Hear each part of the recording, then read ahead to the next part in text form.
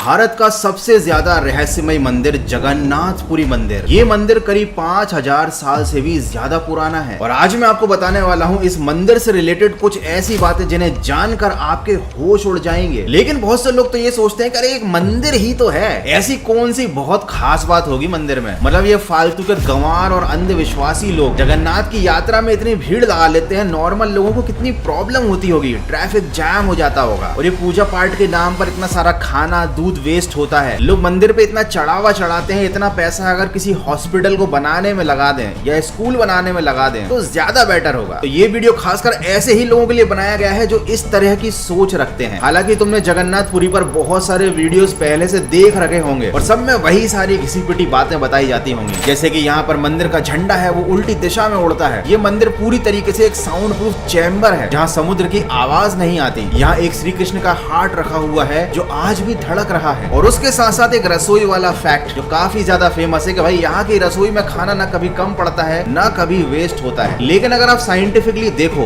तो क्या कोई हार्ट इस तरह से लकड़ी की मूर्ति में रखा रह सकता है, वो भी पिछले 5000 साल से। मतलब अभी तक तो उस हार्ट को सड़कर खराब हो जाना चाहिए था, ये धड़क कैसे रहा है? ऐसा इसलिए हो रहा है शायद कि ये कोई हार्ट है ही नहीं, ये कोई एडवांस एंशिएंट टेक्नोलॉजी है, शायद उस जमाने का एक आर्क रिएक्टर है। अब तुम बोलोगे कि गौरव भाई उस जमाने में साइंस की बातें कहाँ होती थी, तब तो लोग बैलगाड़ियां चलाते थे, भगवान श्री कृष्ण तो खुद गाय चराते थे, उनके पास आर्क रिएक्टर कहाँ से आ गया? तो भैया इन्हीं सारे सवालों के जवाब मिलेंगे आपको आज के इस वीडियो में। और अगर तुम आर्क रिएक्टर का मतलब वो आयरन मैन वाला आर्क रिएक्टर, मतलब वो चमकने वाला गोला समझ रहे हो तो बिल्कुल सही जा रहे हो। तो यार बस आई थिंक इतना इंट्रो काफी है, तो बस इतना ही कहना चाहूंगा कि आयरन मैन अगर कर दे तो चमत्कार, और अगर हमारे देश में वही काम हो जाए तो इसे कमेंट में तुम लोग खुद ही पूरा कर देना। तो चलते हैं जगन्नाथपुरी की यात्रा पर उसके रहस्यों की खोज करने इतिहास की तरफ आज के सबसे तगड़े वीडियो में।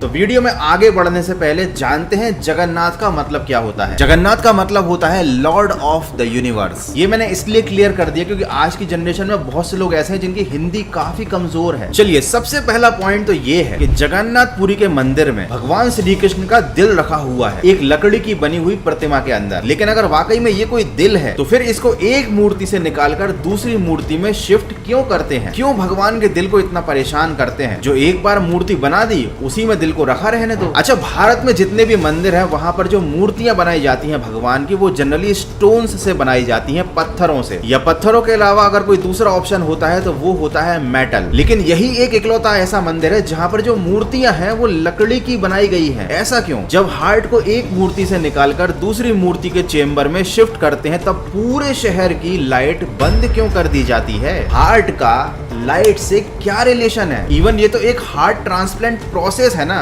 तो यहाँ पर तो और लाइट रहनी चाहिए ताकि कोई गलती ना हो जाए अंधेरे में। लेकिन यहाँ तो उल्टा ही होता है, यहाँ तो पूरी लाइट बंद कर देते हैं। पुजारी अपनी आंखों पर पट्टी बांध लेता है, हाथ में ग्लव्स पहन लेता है। जिस चेम्बर में ये प्रोसेस होती है जहाँ पुजारी एक मूर्ति से निकालकर भगवान श्री कृष्ण के दिल को दूसरी मूर्ति में रखता है, वहां पर तो घुप अंधेरा होता ही है, पूरे शहर में अंधेरा होता है। अच्छा मुझे बताओ साइंटिफिकली क्या ये पॉसिबल है कि 5000 साल तक किसी भी एक दिल को प्रिजर्व करके रखा जा सके, वो भी बिना किसी एडवांस टेक्नोलॉजी के एक लकड़ी की मूर्ति में? आई नो आपको भी ये चीज इम्पॉसिबल सी फील हो रही होगी। अब आप बोल रहे हो कि गौरव भाई वीडियो शुरू हुआ और तुम हम पर सवाल दागते जा रहे हो, लेकिन इन्हीं सवालों के अंदर तो छुपा हुआ है वो जवाब जो जगन्नाथपुरी की एडवांस टेक्नोलॉजी को हमारे सामने लेकर आएगा। देखो एक्चुअली में जगन्नाथपुरी के मंदिर तक ये श्री कृष्ण का हृदय कैसे पहुंचा, श्री कृष्ण जी की मृत्यु कैसे हुई, ये कहानी मैं आपको नहीं बताऊंगा क्योंकि इस पर ऑलरेडी यूट्यूब में बहुत सारे वीडियोस बने हुए हैं। लेकिन अगर आपने कहानी को ठीक तरह से सुना है या सही रिसोर्सेज से पढ़ा है तो आपको पता होगा कि भगवान श्री कृष्ण के इस हृदय को कहा जाता है ब्रह्म पदार्थ, जिसे इंग्लिश में कहा जाता है द डिवाइन मटेरियल। अब मुझे ये बताओ कि एक हार्ट को जो कि ह्यूमन बॉडी का एक पार्ट है उसको किसी मटेरियल से क्यों कंपेयर किया जा रहा है? और ये जो पूरी कहानी थी हृदय की जगन्नाथपुरी के मंदिर तक पहुंचने की, वहां पर साफ साफ ये चीज मेंशन की गई है कि जब भगवान श्री कृष्ण की देह को मृत्यु के बाद जलाया गया था तब पूरा शरीर पंच तत्व में विलीन हो गया था, राख बन गया था। लेकिन केवल शरीर का यही हिस्सा था जो जला नहीं था, और ये तभी पॉसिबल है जब ये शरीर का हिस्सा मसल्स और फ्लैश से ना बना हो। और एक्चुअली में बिल्कुल ऐसा ही है। ये जो पूरी स्टोरी है इसमें स्पेसिफिकली इस चीज को मेंशन किया गया है कि ये जो हार्ट है, ये जो ब्रह्म पदार्थ है, ये मेटल का बना हुआ था, इसीलिए ये आग से जला नहीं। और इसके बारे में एक खास बात और मेंशन थी कि जब इस पर लाइट पड़ती थी तब ये वाइब्रेट करता था, ये अपने अंदर से एक एनर्जी को रिलीज करता था। चलो मैं आपको सारे सवालों के जवाब फटाफट दे देता हूँ। भगवान श्री कृष्ण का जो हृदय है उसके लिए मूर्तियां बदली क्यों जाती हैं? क्योंकि एक पर्टिकुलर ड्यूरेशन के बाद ये जो डिवाइस है जिसको हृदय मान के रखा गया है, ये जो ब्रह्म पदार्थ है, ये अपने अंदर से एक एनर्जी को रिलीज करता है, जिसकी वजह से मूर्तियों की जो लकड़ी है, जो चेम्बर है जहाँ पर हार्ट को रखा जाता है, वो चेम्बर खराब हो जाता है। ऐसा भी कहा जाता है कि करीब 50 साल पहले जगन्नाथपुरी के मंदिर में एक व्यक्ति ने छुपकर इस हृदय को देखा था, और उसने इसका इस तरह से वर्णन किया था कि इस हृदय के अंदर से एक रोशनी निकल रही है और एक सिल्वर कलर का लिक्विड लीक हो रहा है। मुझे नहीं पता ये सिल्वर कलर का लिक्विड क्या है, मे बी ये मरकरी हो सकता है। खैर जो भी हो, इस हृदय से निकलने वाले इस लिक्विड की वजह से और इससे रिलीज होने वाली एनर्जी की वजह से जो आइडल का हार्ट चेम्बर है वो खराब हो जाता है, और इसलिए उसको बदलना पड़ता है। ये डिवाइस करीब 5000 साल से लगातार विदाउट एनी एक्सटर्नल इनपुट के चल रही है, ये धड़क रही है, क्योंकि जब मंदिर के पुजारी आंखें बंद कर इसको ट्रांसफर करते हैं तो उनको ऐसा फील होता है जैसे कि उनके हाथ में कोई खरगोश रखा हुआ हो। ये डिवाइस जो है ये धड़क रही है, ये वाइब्रेट कर रही है, और जब इस पर लाइट पड़ती है, गलती से छोटी सी भी लाइट पड़ती है तो ये एक्टिवेट हो सकती है, इसीलिए पूरे शहर की लाइट काट दी जाती है। या मे बी ये भी पॉसिबल है कि इससे निकलने वाली एनर्जी की वजह से हमारा जो इलेक्ट्रिसिटी का सिस्टम है उसमें कहीं इंटरफेरेंस क्रिएट हो जाता हो, क्योंकि ये जो हार्ट बदलने की प्रथा है ये तब से चल रही है जब भारत में बिजली आई ही नहीं थी, तब तो लोग दिए बुझा देते होंगे, लेकिन इलेक्ट्रिसिटी आने के बाद जब पहली बार इस हार्ट को शिफ्ट किया गया होगा तब कुछ तो ऐसी घटना घटी होगी जिसने इस मंदिर की अथॉरिटी को यह सोचने पर मजबूर किया कि लाइट बंद करना जरूरी है। और अब आप मुझे बताइए कि एक हार्ट किसी इलेक्ट्रिकल सिस्टम को डिस्टर्ब कैसे कर सकता है, या तारों में बहने वाली बिजली की वजह से किसी हृदय पर क्या ही असर पड़ जाएगा। अगर आप एक इंजीनियरिंग स्टूडेंट हैं और अगर आपने इलेक्ट्रिसिटी के बारे में थोड़ी पढ़ाई की है तो आप बहुत अच्छे से जानते होंगे कि जो भी इलेक्ट्रिकल डिवाइसेस होती है उनके चारों तरफ इलेक्ट्रोमैग्नेटिक फील्ड होती है, और दो अलग अलग तरह की इलेक्ट्रोमैग्नेटिक फील्ड्स एक दूसरे के लिए डिस्टॉर्शन क्रिएट करती हैं। और साथ ही इस मंदिर की जो मूर्ति है उन्हें लकड़ी की इसलिए बनाया जाता है क्योंकि लकड़ी एक बहुत अच्छा इंसुलेटर होती है। अगर आपको मालूम हो कि प्लास्टिक, पोर्सिलिन और माइका से पहले एज ए इंसुलेटर लकड़ी को ही यूज करते थे। इवन आज के जमाने में भी बहुत सी जगह पर इलेक्ट्रिसिटी के जो बोर्ड होते हैं वो लकड़ी के ही बनाए जाते हैं, और 5000 साल पहले एज ए इंसुलेटर प्लास्टिक तो था नहीं, तो लोगों ने सबसे बढ़िया इंसुलेटर यूज किया जो थी लकड़ी। ये लकड़ी इस हार्ट से निकलने वाली इलेक्ट्रिकल एनर्जी के शॉक से पुजारी को बचाती है। अब आप खुद सोचिए, ये जो मूर्ति है ना, ये एक इंसुलेटेड चेम्बर है जिसके अंदर एक ऐसी डिवाइस रखी हुई है जो अपने अंदर से इलेक्ट्रिकल एनर्जी को रिलीज कर रही है, और उस एनर्जी को कंट्रोल करके रोकने के लिए इस मूर्ति को लकड़ी का बनाया जाता है। देखो, मैं किसी की धार्मिक भावनाएं आहत नहीं करना चाहता, लेकिन मैं भी चाहता तो ऐसे ही वीडियो बना देता कि जगन्नाथपुरी में ये होता है, वो होता है,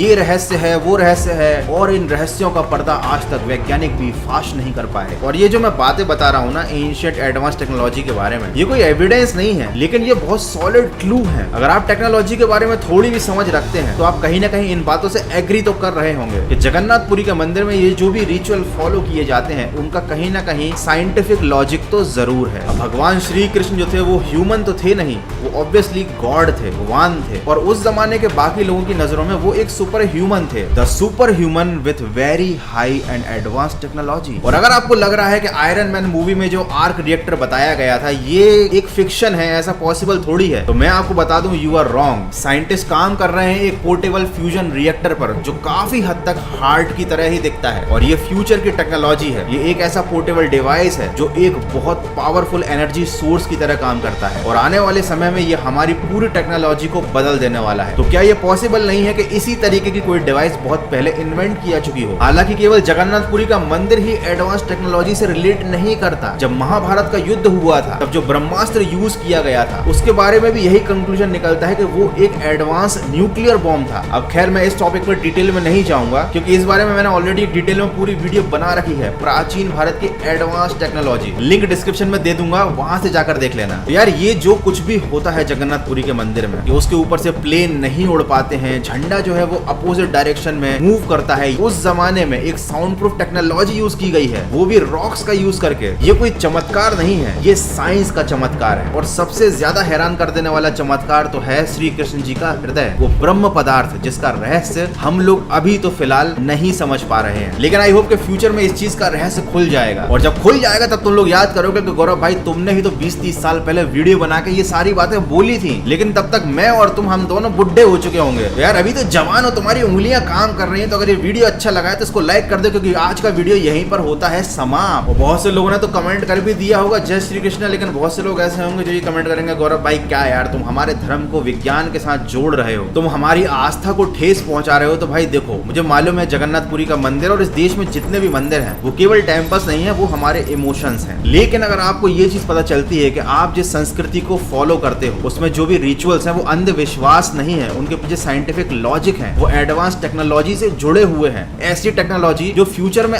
आएगी, तो ये बात आपके लिए बुरा मानने वाली नहीं बल्कि प्राउड करने वाली है। और जिस दिन भारत देश का हर व्यक्ति अपनी रूढ़िवादी सोच को छोड़कर, अपने अंधविश्वास वाली सोच को छोड़कर चीजों को साइंटिफिक तरीके से देखना शुरू कर देगा, उस दिन हम लोगों को रियलाइज होगा कि हमारे संस्कारों में जो बातें कही गई हैं, चाहे तिलक लगाना हो, चाहे पैर छूना हो, चाहे छोटी छोटी कुछ ऐसी बातें जिन्हें हम अंधविश्वास मानते हैं, वो अंधविश्वास नहीं थी, वो साइंस से जुड़ी हुई थी। यार बस आज के वीडियो में इतना ही। आई होप कि वीडियो अच्छा लगा होगा। लाइक करने के लिए तो मैं पहले ही बोल चुका हूं। अगर नए आए हो, पहली बार चैनल पर आए हो, तो भैया सब्सक्राइब करके जाना, क्योंकि आते हैं चैनल पर ऐसे ही एक से बढ़कर एक तगड़े वीडियो। मैं हूं गौरव कटारे, मिलते हैं अगले एक और शानदार वीडियो में।